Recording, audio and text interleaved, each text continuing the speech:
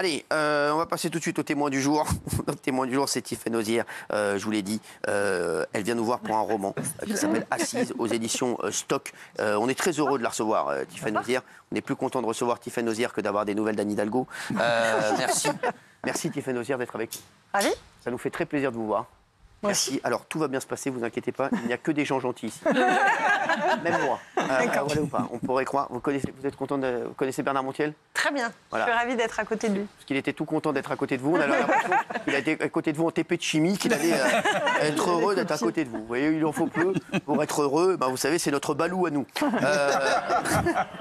Tiffaine Auzière, vous êtes avocate. Alors, est-ce que vous êtes avocate dans quoi? On peut savoir? Je fais du droit des affaires. D'accord, très bien. Je vais avoir besoin de vous. Ah oui? Oui, parce que j'ai des chroniqueurs qui me demandent des augmentations.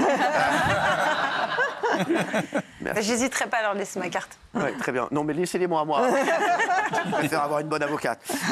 Vous êtes aussi la fille de la première dame et la belle-fille du président de la République. On va d'abord parler, j'aimerais qu'on parle de votre livre, Assise, de votre roman, qui raconte le quotidien de Diane, justement, une avocate qui elle, est pénaliste. Qu'est-ce qui vous a donné envie d'écrire ce roman, déjà? Est-ce que vous... C'est quoi? Vous êtes dit, j'ai envie d'écrire ce roman, c'est une idée qui vous est venue comme ça? Comment ça s'est venu? Comment c'est passé? Alors, quand on est avocat, on écrit beaucoup, ouais. mais des écrits pas très agréables à lire et pas très drôles. Et j'ai eu envie, pendant les années où j'ai pratiqué notamment le droit pénal, au début de ma carrière, j'étais extrêmement touchée par un certain nombre de faits divers et de personnalités que j'ai côtoyées, qui m'ont vraiment humainement marquée. Et j'ai eu envie d'écrire la justice et de l'écrire un peu autrement. Parfois, ça répondait à l'idéal que j'avais quand j'ai décidé de faire ce métier. Et parce qu'il y a des décisions que je comprenais légalement en tant qu'avocate, mais qui humainement pouvaient me heurter. Et donc c'est pour ça que j'ai eu envie d'écrire un peu la justice autrement. Vous racontez l'histoire de plusieurs femmes victimes, parfois, et en tant que victimes, parfois en tant que coupables. Ces affaires sont fictives ou elles sont inspirées toutes d'histoires réelles? Je me suis vraiment inspirée de faits réels et de personnes qui m'ont marquée, parce que souvent, la manière dont on parle de la justice, c'est des faits divers. Et en réalité, dans un tribunal, on ne juge pas des faits, on juge des personnes. Et j'avais envie d'amener le lecteur avec moi qui se pose la question en se disant, mais si j'étais cette victime, si j'étais cet auteur, si j'étais l'avocat, est-ce que je défendrais tout le monde? Et si j'étais juge ou juré, ce qui peut arriver n'importe qui parmi nous, et ben, comment je déciderais, comment je jugerais? Et donc pour moi, c'était important de s'inspirer de faits réels. En tant qu'avocat, justement, qu'est-ce que vous pensez de la justice française? Ici, dans cette émission, on dit souvent qu'on marche sur la tête. Qu'est-ce que vous en pensez, vous, en tant que Tiffaine Auzière, avocate? Je pense en tant qu'avocate, vous en pensez quoi? Moi, en tout cas, c'est l'idéal pour lequel je me suis engagée, c'est la justice. Maintenant, quand on est... quand on a un idéal, il ne faut pas être naïf. C'est-à-dire que je pense qu'on a la chance d'avoir une justice qui fonctionne. J'avais fait un micro-trottoir où j'interrogeais les gens, leur demandant qu'est-ce que vous pensez de la justice. Et notamment, beaucoup disaient on a la chance en France, par rapport à d'autres pays, d'avoir une justice qui fonctionne, avec notamment une séparation des pouvoirs, où vraiment le juge a toute sa place dans la société. Maintenant, il y a évidemment, comme toute institution, des choses qui peuvent être améliorées. Je pense notamment à la question du délai des procédures. Exactement. C'est vrai que ça, c'est quelque chose sur lequel on revient très très souvent ici et qui est vraiment, qui est vraiment un énorme problème. Vous avez décidé de raconter seulement des affaires qui concernent des femmes. C'est volontaire? Oui, parce que je vous ai dit, je me suis inspirée de personnes qui m'ont marquée et notamment, il y a beaucoup de femmes qui m'ont touchée. Pourquoi? Parce que, au-delà de leur histoire judiciaire, ce qui m'a marquée, c'est les parcours et la résilience. Le titre, voilà, c'est Assise, mais c'est aussi des femmes qui se sont relevées. Et c'est ça qui m'intéressait, parce que ce soit des victimes ou des auteurs, de considérer que le tribunal, c'est pas la fin, mais au contraire, ça peut être le départ pour un nouveau départ. Alors, vous vous attardez particulièrement sur l'histoire de Laura. Laura, une femme qui a tué son conjoint violent. Et ça, c'est un sujet qu'on a énormément traité ici. Et à chaque fois, moi, je me suis fait tomber dessus. Justement, d'ailleurs, j'aimerais avoir votre avis, parce que j'étais... moi, je ne vais pas dire que je cautionnais, mais je comprenais et je disais qu'à un moment, j'étais plus du côté... Voilà, j'étais plus du côté de la coupable que de la victime. J'ai l'impression que c'est que vous êtes un petit peu comme moi, dans votre livre. Même si c'est un roman. Oui, c'est un roman. Voilà. Tout à fait. Non, ce qui est intéressant, justement, c'est que oui, je me suis fait tomber dessus et moi, j'avais ce point de vue. Et dans le livre, l'enjeu, justement, c'est d'amener le lecteur à se dire... Moi, si j'avais été cette femme à ce moment-là, à cet instant de vie-là, dans cette cuisine, qu'est-ce que j'aurais fait avec ce couteau? Et si demain je devais la juger, ce qui peut nous arriver à tous, qu'est-ce que je ferais? Ouais, Voilà. ouais. Et après, ça, je pense que c'est aussi toute la beauté d'une cour d'assises, qui est des jurés populaires, c'est-à-dire qu'on est jugé par ses pairs et on a tous chacun un avis qui peut être différent sur le sujet. Moi, le mien, il est très tranché là-dessus. Et voilà, je ne changerai pas d'avis. Franchement, non, mais c'est vrai que voilà, non, mais voilà, et là, on parle encore de la justice. Et c'est vrai que parfois, il y a des décisions de justice qui nous font bondir ici, dans cette émission. Voilà, et très souvent. Est-ce que vous trouvez que les violences faites aux femmes sont correctement prises en charge aujourd'hui? Alors je pense que si on parle des chiffres, on peut parler des chiffres Oui. des féminicides. Eh ben, ils sont en baisse. Voilà, mais on sait qu'à partir du moment où tant que le chiffre n'est pas 0, ce sera de toute façon Mais ils sont toujours énormes, hein. trop. 134, hein. Je parle aussi des violences faites aux enfants, c'est-à-dire quand on sait ce que subissent les enfants, le nombre d'enfants qui décèdent par semaine des coups de leurs parents. Je veux dire, tous ces chiffres-là, c'est toujours beaucoup trop. Maintenant, je pense que l'arsenal juridique a été renforcé. Et quand je parle de l'arsenal juridique, vous avez les téléphones grand danger, les mesures d'éloignement, les délais de prescription qui ont pu être rallongés. Vous avez tout un tas de choses qui ont été faites. Au-delà de ça, au niveau social aussi, avec les places en centre d'hébergement, là, il y a l'aide d'urgence qui a été mise en place pour permettre aux femmes qui le souhaitent de pouvoir quitter et de trouver de manière temporaire un logement. Donc il y a des choses qui ont été faites, mais je crois qu'au-delà de l'arsenal juridique, si je devais donner un exemple, aux États-Unis, sur des meurtres, vous avez la peine de mort, ça n'empêche pas qu'il y ait de nouveaux crimes.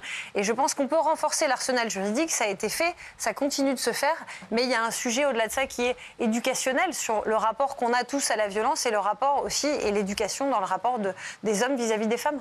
55 féminicides depuis début 2024, c'est bien sûr inadmissible, c'est un chiffre qui nous fait tous bondir.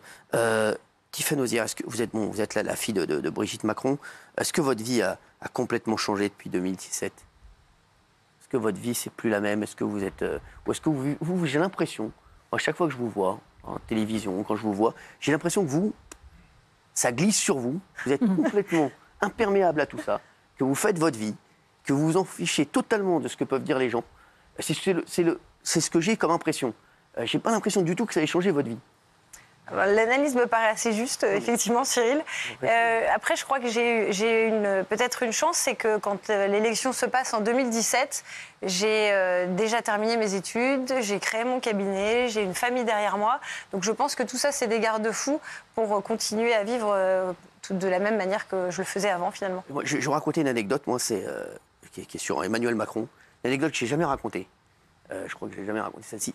Il m'arrive un truc de fou. Un jour, je rentre d'un prime time.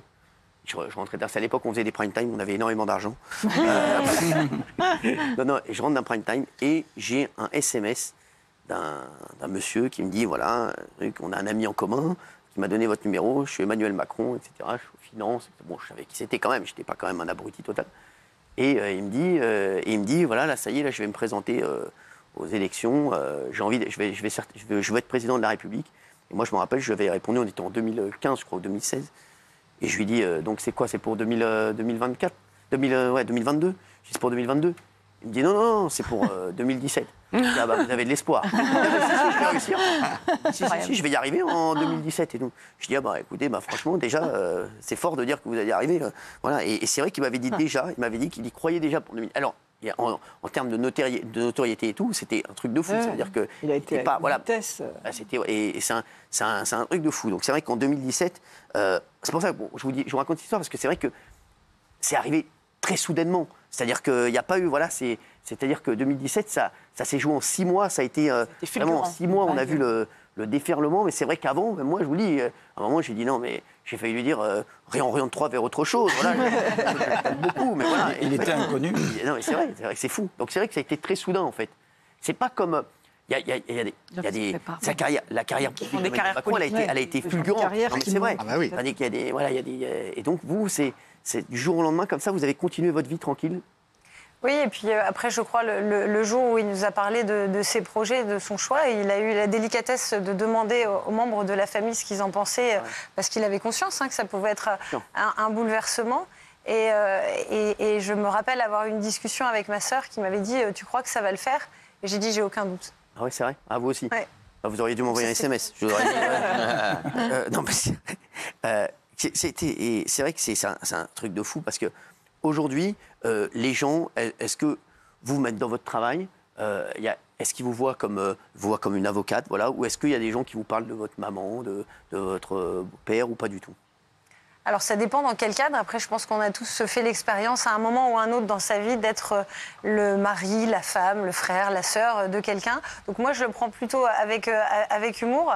Dans mon travail, pas du tout, parce que c'est ce que je vous dis, le cabinet ayant été créé avant, et voilà, j'avais des relations d'affaires qui étaient préalables. Après, dans d'autres cadres, par exemple, quand je suis dans les Hauts-de-France, où les gens reconnaissent facilement la famille, etc. Mais c'est plus de manière amicale, où les gens viennent dire j'ai tel souvenir avec voilà, votre maman, vos grands-parents, etc. Donc, comme je vous l'ai dit tout à l'heure, je vous vois souvent dans les émissions, je vous suis un petit peu, j'ai regardé un petit peu tout ce que vous faites, et j'ai l'impression que rien ne vous touche, même. Est-ce que vous êtes touché parfois sur ce qu'on peut dire, sur ce que peuvent dire des gens sur Emmanuel Macron, sur votre maman, sur le couple, ou pas du tout? C'est-à-dire que maintenant, ça y est, vous êtes immunisé. Alors, je pense qu'il faut apprendre et en tout cas à faire une distance. Les gens ont un intérêt pour la chose publique, pour la politique, pour la personne du président et de sa femme. Je comprends cette curiosité. Après, quand les mots deviennent durs ou qu'il y a de la violence verbale, physique, j'essaye déjà de protéger. Moi, j'ai 2 enfants qui sont petits. Ouais. Donc ça, c'est un impératif pour moi. Et je ne réagis pas parce que sinon, je pense que je pourrais réagir à peu près tous les jours et que j'ai autre chose à faire. Les seules fois où je réagis, c'est quand j'estime qu'il y a une limite qui est passée. J'avais réagi quand il y avait eu des attaques, notamment sur le physique de ma mère de la part d'un président, parce que je trouve... Le président brésilien. Ouais. Voilà. Et... J'avais fracassé aussi. J'avais fracassé dans l'émission, vous vous rappelez ou pas? Depuis, je ne suis plus jamais retourné au Brésil. Terminé. Vraiment. Là, voilà, cette fois-là, j'étais intervenue parce que ça m'avait marqué, et notamment parce qu'on parlait d'éducation et du rapport à la violence. Et je pense que si on demande aux gens d'être exemplaires, il faut que les élites et les présidents le soient. Voilà. Lui, c'est quand même... Il est spécial, lui, il ne faut même pas en faire cas. Moi aussi, je l'avais fracassé ici. Voilà, mais bon, on va en reparler dans un instant de tout ça. Vous restez avec nous, Tiffaine Ozière qui reste avec nous, puis il y a Michel Marie aussi qui arrive, bien entendu. Et puis vous pourrez poser des questions à Tiffaine si vous voulez. Vous me les poserez d'abord et je verrai si je lui pose.